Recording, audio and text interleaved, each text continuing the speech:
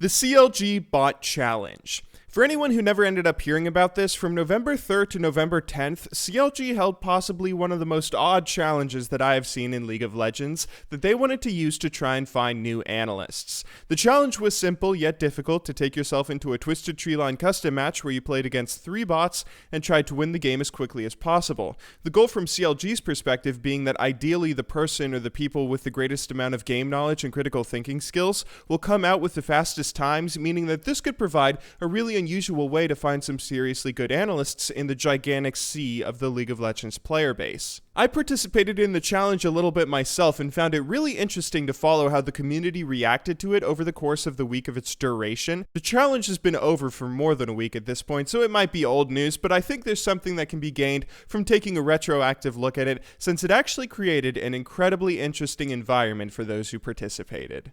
The first day of the challenge, it wouldn't take long before players discovered what most thought would be the fastest way to beat it: playing Jinx. Because of the auto attack speed that Jinx has on her Q and her ability to push lanes really quickly at a relatively safe distance, the first sort of meta that evolved for the challenge revolved around taking Jinx bot lane against the one opposing bot that goes down in bottom lane, and then just kill them as much as possible, pushing the lane as quickly as you can. Some people tried a few different strategies, like playing against a different bot in the bot lane each game, and some people focused on trying to really control minion waves the best they could. But in the end, this was really solidified as the best strategy after day 1, where someone got a best time of 6 minutes and 15 seconds. This is where things started to get pretty interesting. A lot of people started complaining about the legitimacy of the contest even just one day in. Like, a sizable chunk of the people participating fell on old solo queue excuses, blaming things other than themselves for their lack of success. Some said that it was a stupid contest, that the most mechanically impressive Jinx player gets the job and not the best analyst.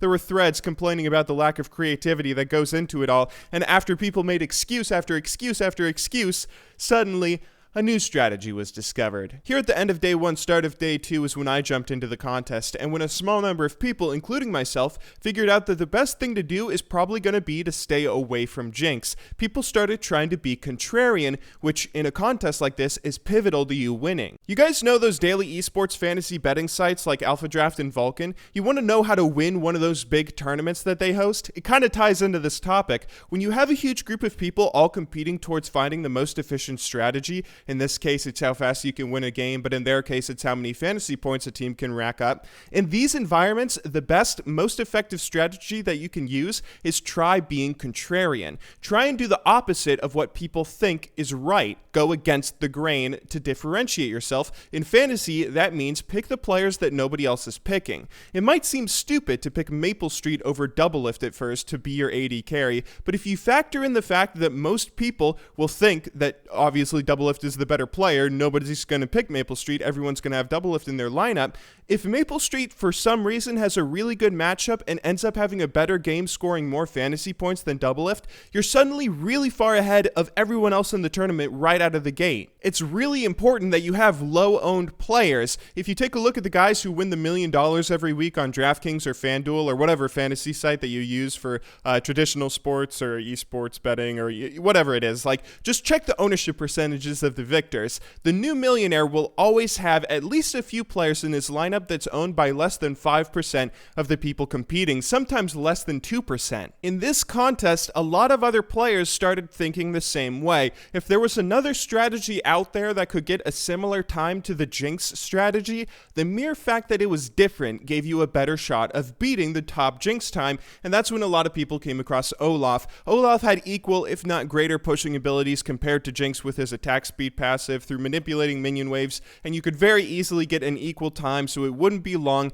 before someone broke the best Jinx record with a better Olaf time. And this is what I really liked about the challenge. While a bunch of people were busy complaining about how Jinx is the only viable option and the best time is just going to come from the best Jinx player, you already had a few dozen people working on a new strategy. Zix, CLG's head coach, actually confirmed this on one of the posts that was complaining on Reddit, that while around 95% of people were all using the same champion 4-minute strategy, the new best time for day 2 came from the 5% that was using a new strat. The cool thing about this being that these are the kinds of people CLG was looking for. If you're gonna be an analyst, you're gonna have to be innovative, to be able to go against the grain, against the meta of what everyone's already doing, to develop your own ideas. Copying the best idea out there isn't always how you're gonna be a good analyst, and CLG, it seems like we're looking for players like this. On top of that, people started optimizing the Olaf strategy and found new sub-strategies that you could use when playing Olaf. I figured out one that got me my best time of 5 minutes 23 seconds, which was, I think, the best time in early day 2 when I got it, where my little strategy involved using a bug with Soraka, where when experimenting with the bots that I played against, I found some interesting interactions with the Soraka bot, where if you're attacking Soraka when she's getting to low health and healing with a health potion, you can freeze her right in like a certain spot that's kind of RNG whether or not it freezes her, but you can freeze her and push the lane uncontested. This is how I got my best time, and then I got really cocky thinking for sure that this is going to be the strat that would win out. Someone had to utilize this Soraka glitch to win the contest, right? But no, again, the winner ended up using something that was even more efficient than this strategy.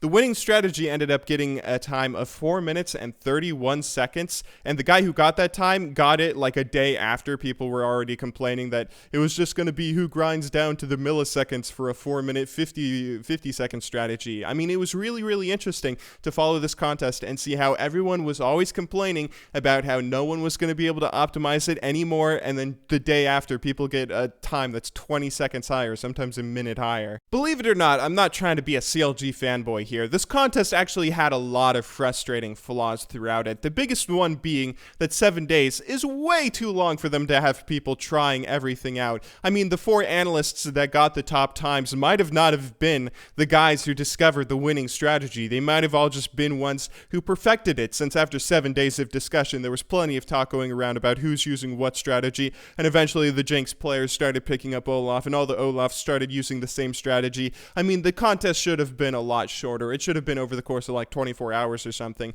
and there was still a fair amount of mechanical knowledge that you needed to succeed, and some RNG with the minion waves that you had to have to get that time of 4 minutes 31 seconds. But overall, I really liked this idea. It was fun to see, and fun to have that determined mindset of going against the grain, thinking to yourself while everyone's complaining about Jinx being OP and how that's going to just be the best time, thinking that, you know, I can find a better strat than Jinx, let's go. I don't know if this is actually going to give CLG any good analysts. I don't know if they'll hire any of the guys or have any good interviews with the guys that ended up getting the best times, but this was a really fun, interesting challenge, and I was really happy to participate. But anyway, I hope you guys all enjoyed watching today's video. I will see you all soon, but until next time, thank you very much for watching. Good luck in solo queue, and have a wonderful day.